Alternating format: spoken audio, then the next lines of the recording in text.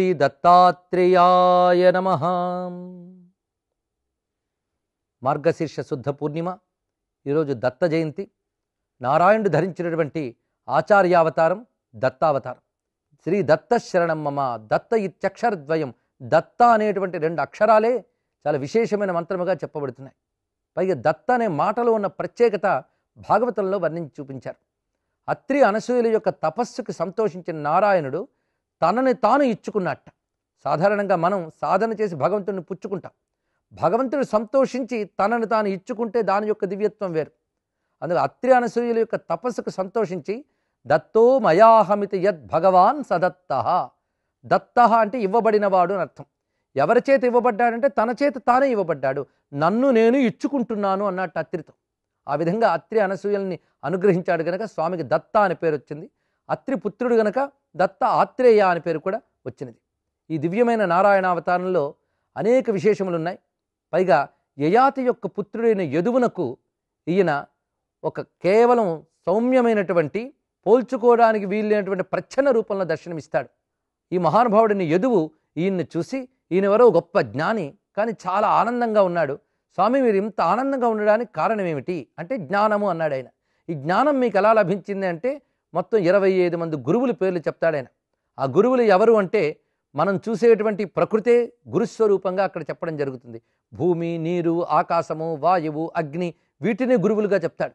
ఇక్కడ మనం గమనించవలసింది ఏంటంటే మనము వీటిని చూస్తూ ఉన్నాం, కానీ వాటి గురువులు అనుకోలేదు. ఎందువల్ల అంటే మనలో శిష్య లక్షణాలు ఉంటే ప్రపంచమే గురుస్వరూపంగా కనబడుతుంది. ప్రతి దాని నుంచి పాఠం నేర్చుకోవాలి. భూమి నుంచి సహనం నేర్చుకోవాలి. ఆకాశం నుంచి ఉదాత్తత నేర్చుకోవాలి. వాయువు నుంచి దేనికి అంటకుండా ఉండే లక్షణం నేర్చుకోవాలి. అగ్ని నుంచి శుద్ధత నేర్చుకోవాలి. ఇలాగా సామాన్యంగా మనం అనుకునే విషయాల్లోనే అసామాన్యమైన జ్ఞానం ఎలా ఉందో చూపిస్తాడు అక్కడ దత్తుడు. దీన్ని బట్టి ఆయన జగద్గురుతత్వం తెలుస్తున్నది. జగద్గురువు అంటే జగతికి గురువు అని ఒక అర్థము, జగద్రూపమైన గురువు అని ఒక అర్థము. కనిపిస్తున్న విశ్వమంతా ఆయన స్వరూపమే. ఈ విశ్వరూపంతో ఆయన మనం బోధిస్తున్నాడు. మనం గ్రహించగలిగితే జ్ఞానం ప్రకృతిలోంచే నేర్చుకోవచ్చు. అందుకు ప్రకృతియే పరమ గురువు, ప్రకృతి రూపంలో పరమేశ్వరుడే గురువుగా ఉన్నాడనే భావాన్ని అక్కడ యదు మహారాజుకి దత్తుడు వారు చెప్పినట్లుగా ఉన్నది. అదేవిధంగా ప్రహ్లాదునికి తత్వబోధ చేసిన విషయం భాగవతంలో ఉన్నది, దత్తపురాణంలో కూడా కనబడుతుంది. ప్రహ్లాదునికి అజగర వృత్తితో ఆయన బోధ చేస్తాడట. అజగరం అంటే కొండ చిలువ. ఆ కొండ చిలువ ఒక చోట అలా ఉంటుంది. అలాగే అజగర వృత్తితో ఉన్నటువంటి ఒక సత్పురుషుని వలె గోచరిస్తాడు. కొండ చిలువ తన దాకా వచ్చిన ఆహారాన్ని మాత్రమే స్వీకరిస్తుంది, లేనప్పుడు ఆహార రహితంగానే ఉంటుందట. అదేవిధంగా యోగి అయినటువంటి వాడు తాను కదలకుండా ఉంటూ తన దగ్గరికి ఏది వచ్చిందో ఎదుర్చాలాభ సంతుష్టి, ఆ వచ్చిన దాంతో తృప్తి చెందుతాడని. ఇక్కడున్న భావాన్ని మనం పరిశీలించినట్లయితే ఇక్కడ ఆహారం అంటే కేవలం అన్నమని మాత్రమే కాదు, ఇక్కడ ప్రాపంచికమైనటువంటి ఏ విషయముల పట్ల లాలస లేకుండా ఆత్మస్థితిలో నిశ్చలంగా ఉండడం అనే జ్ఞానాన్నే అజగరము అని అంటారు. ఈయన బాల్యావస్థలోనే అనేక మంది పిల్లలు, ఇతరులైన విద్యార్థులు వీరందరూ కూడా జ్ఞానం కోసమని స్వామివారి వద్దకు వస్తారట. కానీ ఆయన వారెవరికి జ్ఞానం ఉపదేశించకుండా పరిగెత్తి వెళ్ళిపోతాడు. ఆయన వెంట వాళ్ళు పంతం పట్టి ఎలాగైనా జ్ఞానం నేర్చుకోవాలని వెళతారు. ఆయన ఒక తటాకం దగ్గరికి వెళ్ళి అంతర్ధానం అయిపోతాడు. ఆయన వచ్చే వరకు మేము ఇక్కడే ఉంటామని పట్టుదలగా వారు ఉంటారట. ఈ లోపల వారిని పరీక్షించడానికే స్వామి తన యొక్క శక్తి అయిన మహాలక్ష్మీదేవితో వెలికి వస్తూ తోవలో మదిరాపానం చేస్తూ గోచరిస్తాట.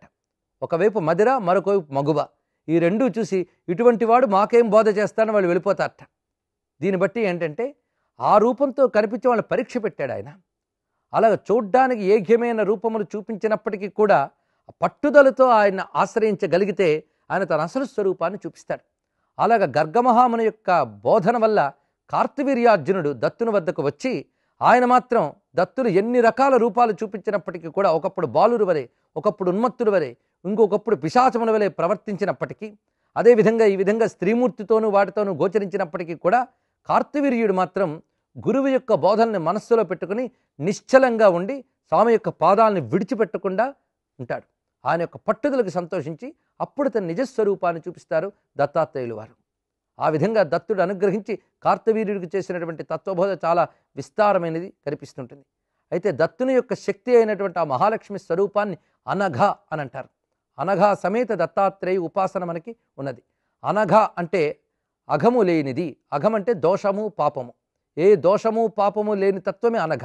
అలాంటి తల్లితో ప్రకాశిస్తున్న దత్తుడు అంటే ఇక్కడ శుద్ధమైన తత్వము అని చెప్పడమే ఇందులో. ఏ దోషము లేనటువంటి తత్వము. పాపం అనగా దోషమే. ఏమిటా దోషం అంటే త్రిగుణజనితమైన దోషమే పాపం అనేది. అది లేనటువంటి వాడు గనక అనఘా సమేత దత్తుడు అని. ఈ అనఘా సమేత దత్తు ఉపాసన చేసిన వారికి చిత్తములు ఏ పాపము ఉండదు, ఏ దోషము ఉండదు, ఏ శోకము ఉండదు. అటువంటి స్థితి లభిస్తున్నది. ఇటువంటి అనఘా సమేత దత్తుడు దత్తాత్రేయుడు అయినప్పుడు ఆ అత్రి అనసూయలకు పుత్రుడుగా రావడంలో కూడా ఒక తత్వం ఉన్నది. అత్రి అనసూయ ఈ పేర్లు కూడా చాలా చిత్రములేనివి. అత్రి అంటే త్రి లేనిది అత్రి, అనసూయ అంటే అసూయ లేనిది అని అర్థం. త్రి లేనిది అంటే త్రిగుణ దోషము లేకపోవడమే అత్రి అంటే. త్రిగుణాలకు అతీతమైన స్థితి ఏదో ఆ స్థితి రావాలి. దాన్నే గుణాతీత స్థితి అంటారు. ఆ గుణాతీత స్థితి రావాలంటే అనసూయ అనే శక్తి ఉండాలి. అనసూయ అనేది ఆత్మగుణాల్లో చాలా ముఖ్యమైనటువంటిది. అనసూయ, అసూయ లేకపోవుట. అలాంటి అనసూయ ఎవడుకుంటుందో వాడు మాత్రమే అత్రి అనే స్థితిని చేరగలడు. అందుకే అత్రి అనసూయలు అనే మాటలో ఇంత అర్థం ఉన్నది.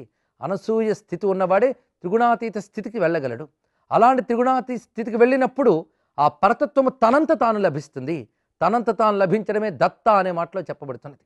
ఇదంతా ఒక సాధనా రహస్యం. పరశురాముడు కూడా తన యొక్క అంశావతారాన్ని రామచంద్రమూర్తి యందు సమర్పించి కేవల ఋషిగా మిగిలిపోయినప్పుడు దత్తుణ్ణి ఆశ్రయించే తన జన్మ సార్థక్యాన్ని పొందగలిగాడు. ఈ విధంగా అనుగ్రహించే దత్తుడు నేటికి పిలిచిన వెంటనే, స్మరించిన వెంటనే అనుగ్రహించే తన కారుణ్యాన్ని చూపిస్తూనే ఉన్నాడు. అటువంటి దత్తునికి నమస్కరిస్తూ సర్వం శ్రీ దత్తగురు చరణారవిందార్పణమస్తు. జై గురుదత్త.